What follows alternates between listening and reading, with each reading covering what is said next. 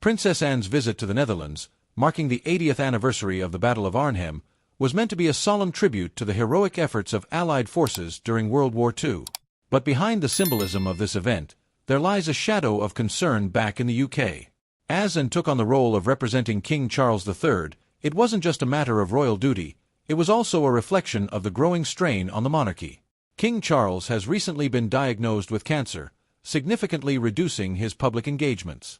For the first time since ascending to the throne, the king has had to step back, with whispers circulating that his condition might be more severe than Buckingham Palace is letting on. His absence from critical international events, like the planned visit to New Zealand, has further fueled rumors about the uncertain future of his reign. Charles, known for his strong sense of duty, must now face a battle far removed from the political and ceremonial demands of his position.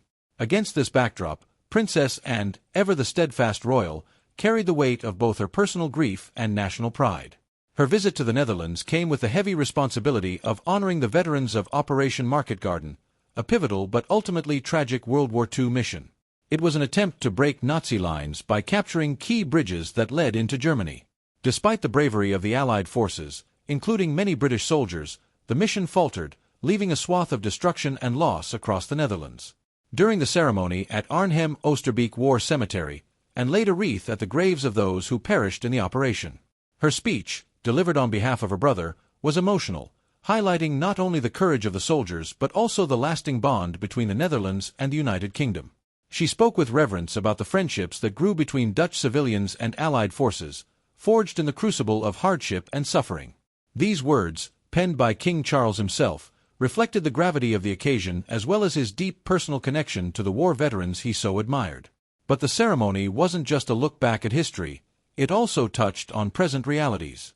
Among those in attendance was Jeff Roberts, a 99-year-old British veteran of the battle, who had been captured by the Germans and spent the remainder of the war in a POW camp.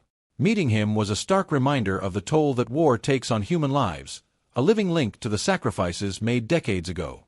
It was a poignant moment, as Roberts shared stories of his comrades, many of whom never returned home. Princess Anne's quiet respect and dignity during this meeting resonated deeply with those present. The Battle of Arnhem is often remembered for the bravery shown in the face of impossible odds. It is a chapter in history that did not have a triumphant ending, with many soldiers lost, captured, or wounded.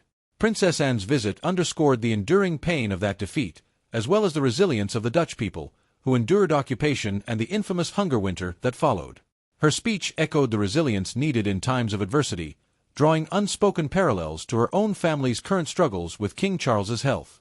Operation Market Garden remains one of the most ambitious but ultimately unsuccessful operations of World War II. The operation, designed to accelerate the Allied push into Germany, was fraught with challenges, from poor planning to fierce resistance from the Nazis. The failure of Market Garden prolonged the war and left the Netherlands in Nazi hands until the end of the conflict. For many Dutch citizens, the aftermath was devastating, with famine and destruction marking the final months of German occupation. As Princess Anne stood at the cemetery, it was clear that this commemoration was not just about the past, but also about the uncertain future of the British monarchy. With King Charles battling illness and unable to fulfill his duties, the royal family faces challenges that could reshape its future.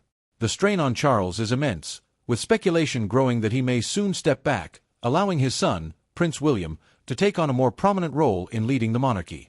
While this transition is not yet official, the possibility looms large over the royal family. Anne's role in representing her brother at such a high-profile event is a reminder of her importance within the royal hierarchy.